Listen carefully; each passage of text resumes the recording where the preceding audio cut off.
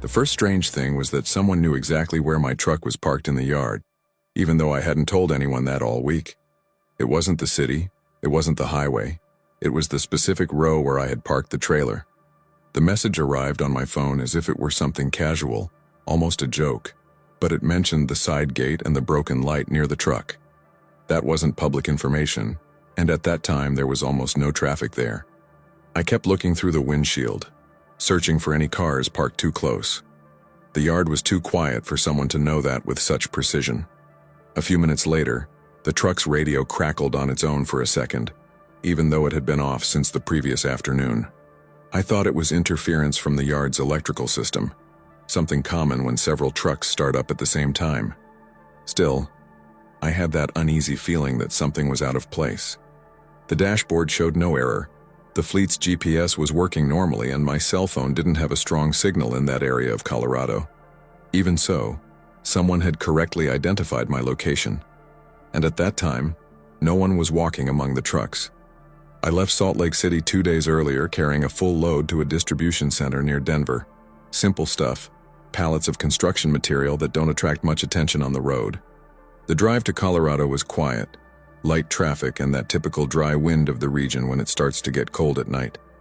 I stopped at that yard because it was the only place on the route with enough space to sleep without being squeezed between refrigerated trucks running all night. The place had irregular lighting, some street lights working well and others completely out. Even so, it seemed safe enough to rest for a few hours.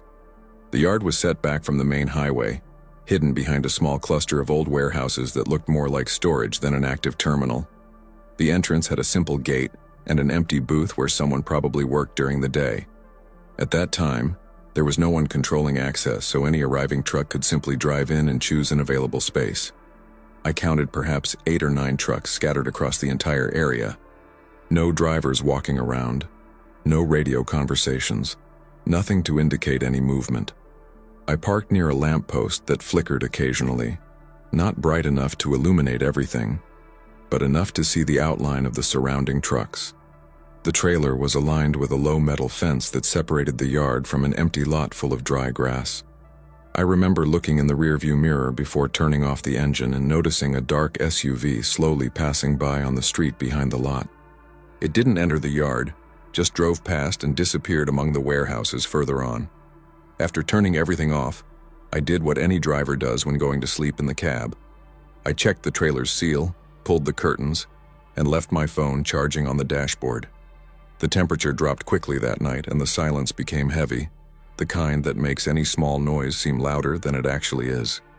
At some point I heard metal vibrating outside, as if someone had touched the side of the truck. I waited a few seconds looking through the window, but I didn't see any movement. I lay back down, trying to ignore it, thinking it might be the wind or a truck passing by on the road in the distance. Even so, I was left with a strange feeling that I couldn't quite explain. It was as if something had happened while I was inside the cab, but without making enough noise to attract attention. When I finally closed my eyes again, I had the unsettling sensation that the truck wasn't exactly in the same position as when I had parked. I woke up before my alarm, with that awful feeling that I'd forgotten something important during the night. The cabin was exactly as I'd left it, curtains closed, phone charging on the dashboard, and no alerts on the truck system. Even so, I stood there for a few seconds looking at the windshield, trying to understand what had woken me up so early. The yard was still dark and quiet, but a small detail caught my attention. A truck that had been parked 2 spaces behind was simply no longer there. I slightly opened the side curtain to get a better look at the yard and noticed something else out of place. The lamppost that had been flickering the night before was now completely out, making that part of the yard almost invisible. The only light came from a distant shed that had a dim white lamp above its door. It was there that I noticed a car parked on the back street again, probably the same dark SUV I had passed before. It was far enough away to look like just another parked car, but it was in the exact same spot as the night before. I got out of the cab to take a quick walk around the truck before starting the engine, more out of habit than real concern. I checked the trailer seal first and it was still intact, with no sign of tampering. I walked along the side of the truck looking at the tires, connections, and air hoses. Everything normal as usual. When I got close to the fuel tank, I noticed a small metallic reflection stuck to the inside of the chassis. It was too small to attract attention from a distance, but it didn't seem to be part of the truck. I bent down a little to get a better look and saw that it was a small black box attached with a strong magnet to the chassis frame. There were no wires connected anywhere, just that piece stuck to the metal as if it had been placed there quickly. I picked up the object and turned it over to observe it better, trying to understand what it was. It was at that moment that I noticed a small green light blinking steadily in the corner of the box. At that moment, I thought of two very simple possibilities. Either it was some kind of sensor forgotten by a mechanic after maintenance, or someone had placed it there without me noticing during the night. I looked around the yard for anyone watching, but the place remained completely empty. Even so, I held the object in my hand for a few seconds before deciding what to do with it. And while I was thinking about this, the dark SUV on the street behind the lot started its engine. I stood there for a few seconds with that little black box in my hand, staring at the flashing green light as if it were something normal. The truck was silent, the yard was still empty, and the SUV's engine was still running on the other side of the fence. I couldn't see who was inside the car, only the headlights reflecting faintly off the metal of the parked trailers. My first thought was simple: throw it on the ground and crush it with my foot. Even so, I hesitated because that object didn't seem improvised. I took a closer look at the part and noticed it had a small rubber cap, hiding something that looked like a charging port. It wasn't cheap equipment, nor something someone would accidentally lose. It was compact, heavy, and clearly made to be hidden. When I turned the box over to look at the other side, I found a number written in permanent marker. It wasn't a serial number or a factory label. It was just 3 simple digits written by hand. I looked back toward the street behind the lot and noticed that the SUV was no longer in the same spot. It had moved a few meters forward, slowly enough to look like someone just looking for a place to park.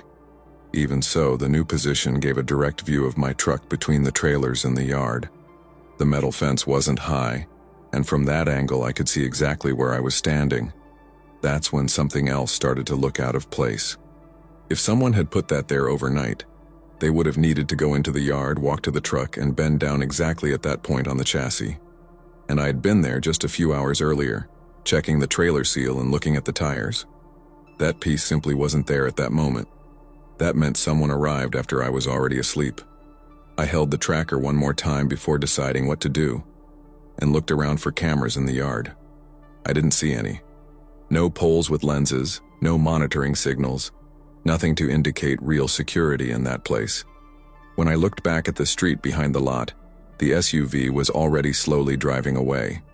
As if the person inside had finished observing enough, I stood there for a few seconds staring at the road behind the fence as the SUV disappeared between the warehouses. The yard returned to complete silence as if nothing had happened. I was still holding the tracker in my hand, trying to decide if it was just someone trying to steal cargo later, or something worse. That's when I noticed another strange detail about the truck. The fleet's navigation system had just updated itself on the dashboard, even though I hadn't started the engine yet.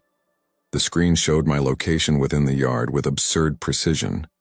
Even the truck's angle was correct on the map.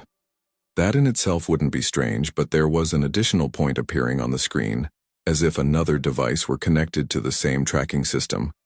It wasn't a company truck or a nearby trailer. It was a moving point that was slowly moving away down the street behind the lot, the same path the SUV had just left. It was at that moment that I understood something unsettling. The tracker wasn't just there to monitor the truck. Someone was using it to confirm that I was still parked in that exact spot overnight. And now that I had found the device, whoever was watching already knew that. Because the second point on the map stopped for a few seconds at the corner of the warehouse, before disappearing completely. I decided not to throw the tracker away right there. I put the small box inside a plastic bag in the cab and started the truck to get out of that yard as quickly as possible. The fleet's GPS returned to normal as soon as the engine started, showing no more strange points on the map. Even so, I drove a few miles looking in the rearview mirrors more often than usual, hoping to see the same SUV appear behind me on the road. Nothing happened that morning, and the delivery in Denver went ahead without any operational problems. Only then, already at the unloading terminal, did I show the device to the company's security supervisor. He looked at the device for a few seconds and said it was a common commercial tracker, easy to buy online and small enough to go unnoticed. I had no record of who installed it or how it got there. The only practical conclusion was simple. Someone had marked my truck that night in the yard, and whoever did it never came back to pick it up. I continued driving normally after that day, but some things in my routine changed without me immediately realizing it. Before, I would park in any quiet yard when I needed to sleep for a few hours between long routes. After that night, I started choosing places with more traffic, bright lighting, or at least visible cameras near the truck parking spaces. It wasn't a conscious decision at first. I only realized weeks later that I was automatically avoiding empty yards like that one. Some time later, I passed through the same Colorado area again during another delivery and recognized the road leading to that yard. I slowed down near the entrance and looked at the yard from a distance before deciding whether to stop there again. The lighting was still uneven, the same old warehouses, and almost no trucks parked there at that time of night. For a few seconds I thought about going in just to prove that it had been a coincidence. In the end, I drove straight down the highway without even slowing down, because the only thing that became clear after that night was simple. Whoever put that tracker on my truck knew exactly where I was inside that dark yard, and they probably also knew what time I left. Before the next story, take a second to comment where you're listening from and what time it is there. That kind of engagement really helps the channel grow and helps YouTube recommend these stories to more people. My headlight struck something across the road just as I was exiting a long bend in the country road, and at that point there wasn't a wide shoulder to safely swerve around it. I instinctively eased off the accelerator while trying to figure out what was blocking half the lane. It looked like a large piece of wood or perhaps part of a broken pallet, something heavy enough to damage a tire if I drove over it at speed. The problem was that this stretch of road in Wyoming was completely deserted. No houses, no fences, and no lighting other than my own headlights. And as I slowed down to decide what to do, I had a distinct impression that something had moved out of the light's reach. I was driving down a secondary road in Wyoming after leaving I-80 a few hours earlier to avoid a stretch of roadwork that was holding up trucks that week. The cargo was simple: farm equipment packed in metal crates, nothing that would attract attention or have absurd value. It was one of those trips where the road seems endless, miles of asphalt surrounded by open terrain and few lights on the horizon. Radio reception was practically dead in that region, and cell phone signal disappeared every few minutes. It was the kind of road where you drive 40 minutes without seeing a single headlight coming in the opposite direction. The night was clear and cold, the sky completely open and a constant wind crossing the plain. The truck was steady on the road, the engine running smoothly, and that continuous sound that becomes part of the environment after many hours of driving.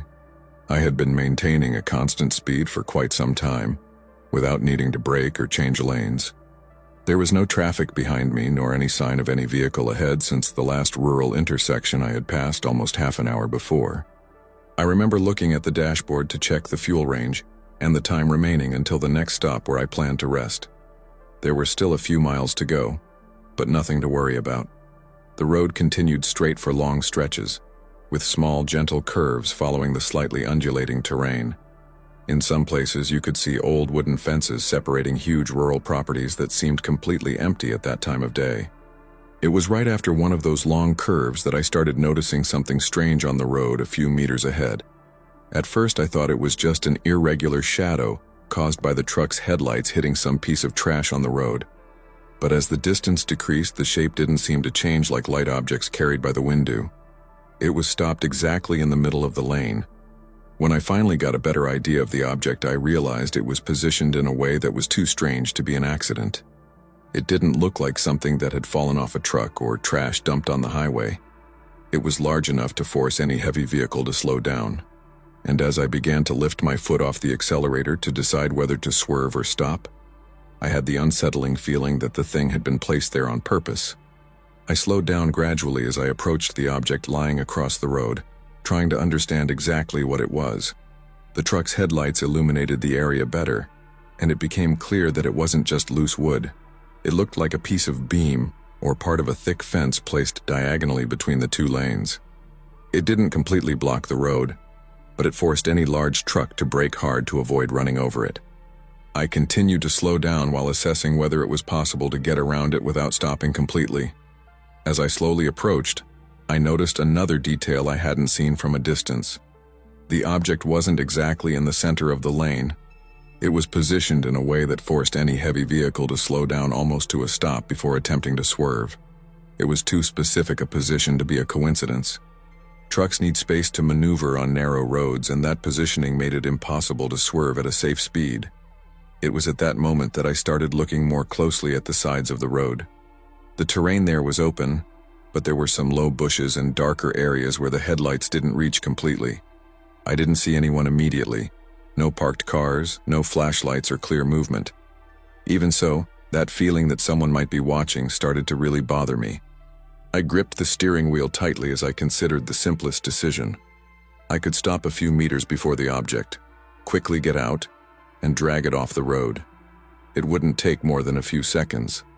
Another option would be to try to slowly pass along the side of the road, risking hitting the uneven shoulder. While I was thinking about this, a small thing changed in the scene. Something moved again in the darkness on the right side of the road, fast enough to disappear before the headlights fully illuminated the area. It wasn't an animal running across the road or a bush rustling in the wind. It was horizontal movement, like someone quickly ducking behind low vegetation when it realized I was getting closer. I slowed down even further as I approached the object lying across the road, trying to buy time to understand exactly what was happening.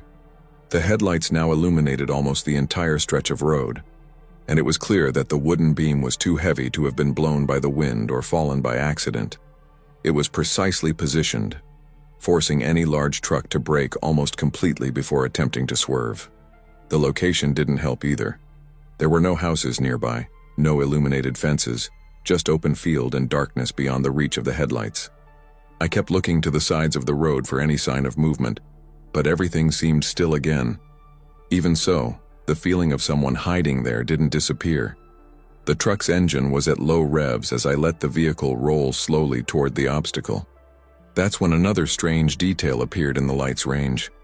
There were recent tire marks in the dirt on the right side of the road, as if some vehicle had left the road and stopped there a short time before. Those tracks weren't there by chance.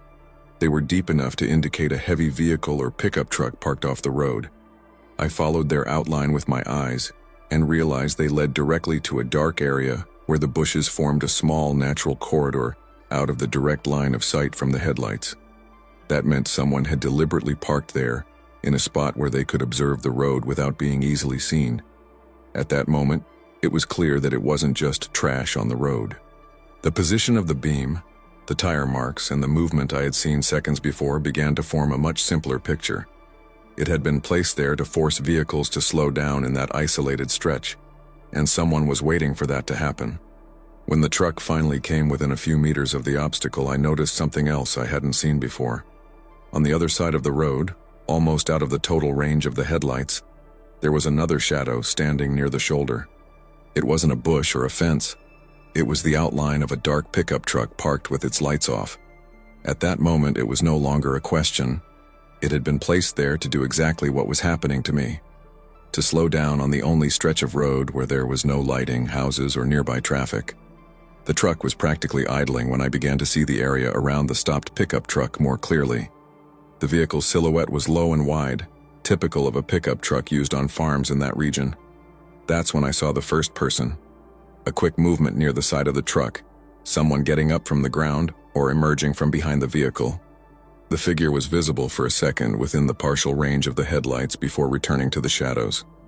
I couldn't make out a face or clothes properly, just the outline of someone moving carefully so as not to enter the light completely. And then the second one appeared. This one emerged from the opposite side of the road, exactly from the area where I had seen movement in the bushes before. Now there was no doubt that it was a trap set to stop anyone passing by.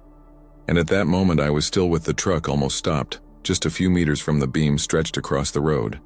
At that moment, there was no point in stopping or trying to get out of the cab to remove the beam from the road. I engaged the gear and accelerated before the truck completely lost momentum.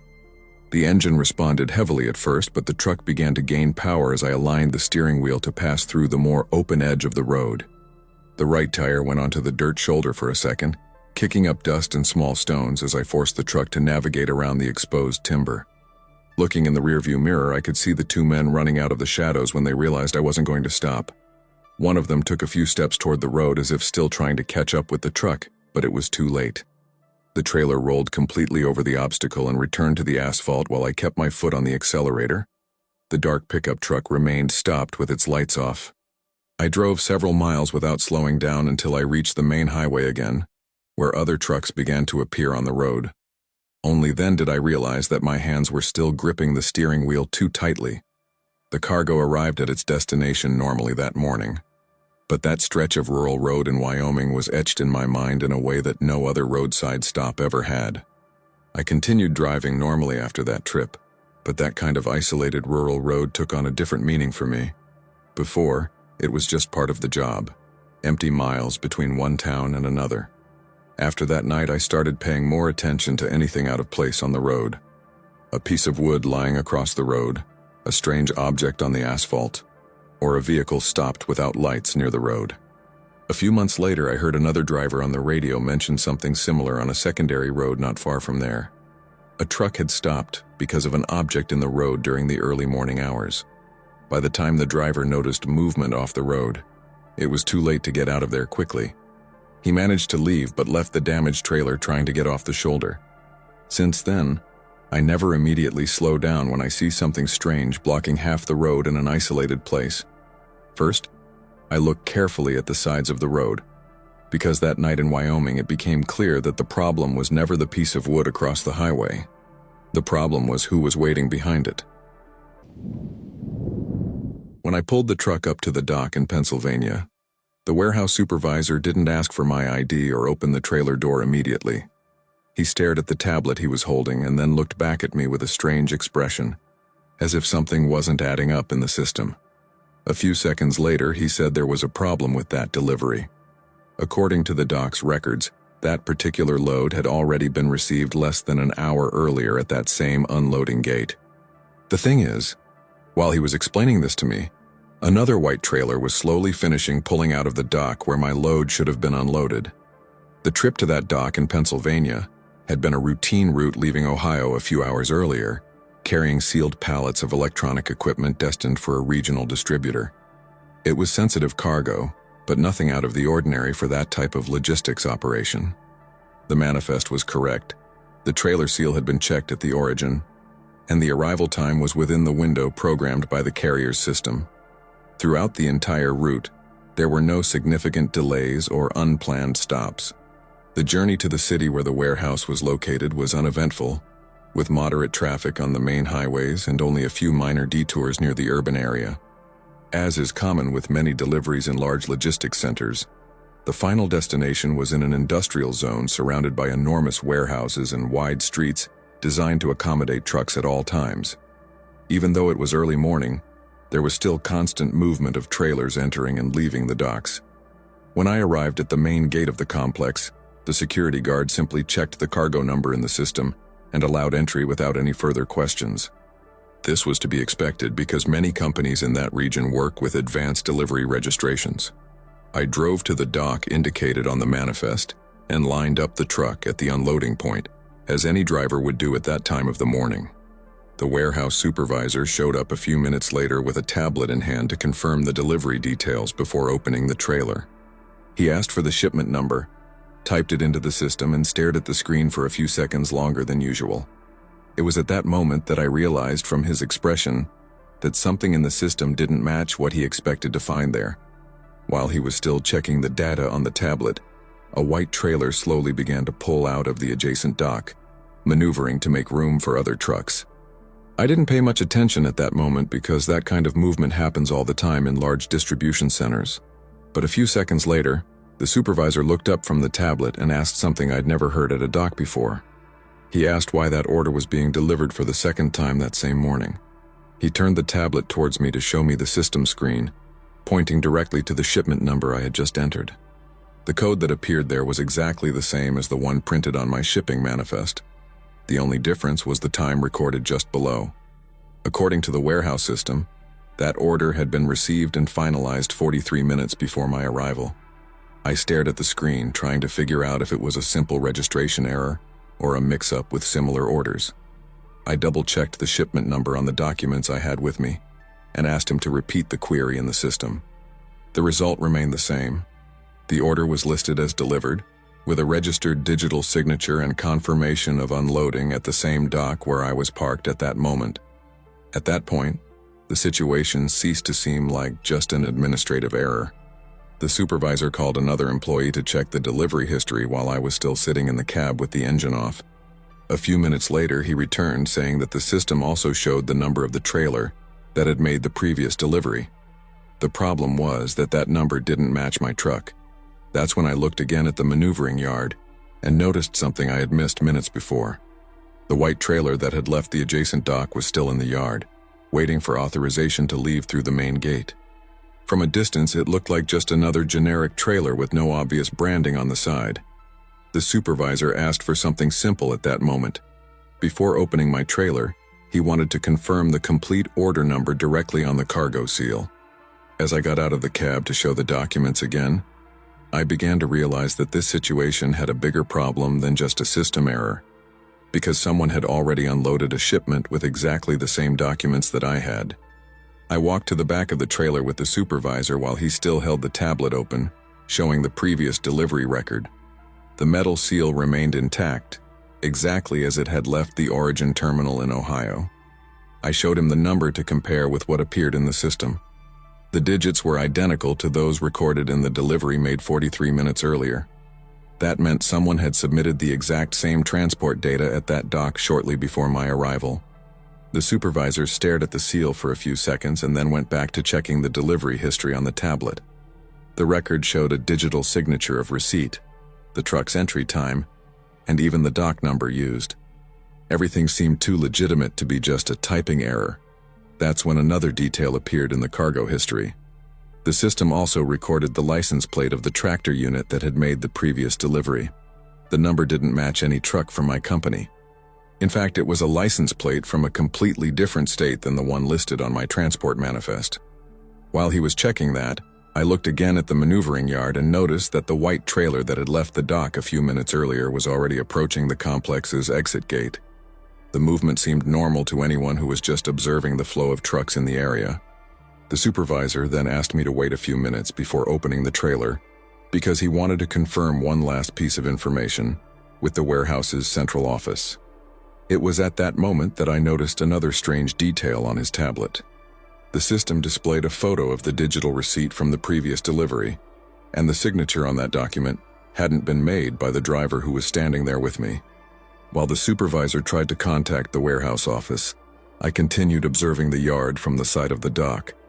The white trailer was almost at the exit gate at that moment, just waiting for the security guard's clearance to enter the main street of the industrial zone.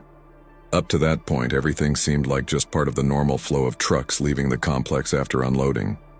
But the more I thought about the data that had appeared in the system, the more that quick departure began to seem like too much of a coincidence. That's when the supervisor looked up from his tablet and asked to see my complete shipping manifest again. He compared the document with the digital record of the previous delivery and remained silent for a few seconds, looking at the two screens. The information matched almost everything. Cargo number, destination, shipping company, and even the total weight of the goods were exactly the same. The only difference was the driver. The system showed a completely different name from mine in the driver identification field for the previous delivery, and at that moment the white trailer finally received authorization to leave through the warehouse gate. A few minutes later, the supervisor finally managed to speak to the warehouse's central office, and the situation began to make sense in the worst possible way. The shipment I was bringing wasn't the first one that had arrived that morning. Someone had shown up before me with documents practically identical to mine, using the same order number and the same logistics data registered in the company's system. The fake truck entered the complex normally, presented duplicate documents, and unloaded all the merchandise without immediately raising suspicion. Because the digital signature and entry record were correct, the dock crew treated it as a legitimate delivery. It was only when I arrived 43 minutes later that the system revealed that two identical loads were being delivered on the same night. When the warehouse office confirmed what had happened, it was too late to try to recover the merchandise. The trailer that had left minutes earlier through the main gate was probably already miles away from the industrial zone. My cargo was still intact inside the trailer, but now there was a bigger problem than whether or not to unload it. Officially, that delivery was already listed as completed in the company's system. The transport company's office was notified that same morning, and the first instruction was simple. Do not open the trailer until someone from security arrived at the warehouse to formally record the incident. While I waited in the yard, they began reviewing security cameras at the gate and docks to try to understand how the other truck had entered with documents so similar to mine. The recording showed only a plain white trailer entering the complex and leaving less than an hour later. A few hours later, it became clear that this hadn't been an administrative error or a mix-up in the system. Someone had prepared a complete set of duplicate documents before my arrival, with all the necessary information to remove the legitimate cargo from the dock without immediately raising suspicion. When I finally unloaded my cargo later, it no longer matched the original order registered in the system. At the end of the day, the warehouse had to register the incident as logistics fraud, and the loss was split between the insurance company, the carrier, and the end customer. For me, the trip ended only with a delay and a pile of reports to fill out. But since then, whenever someone mentions a repeated cargo number at a dock, I remember that early morning in Pennsylvania, because in that case, the error in the system didn't appear before the delivery. It only appeared after the wrong truck had already left. If you enjoy these stories, don't forget to subscribe and leave a like. And before you go, comment where you're listening from and what time it is there. It really helps the channel grow and helps YouTube push these videos to more listeners.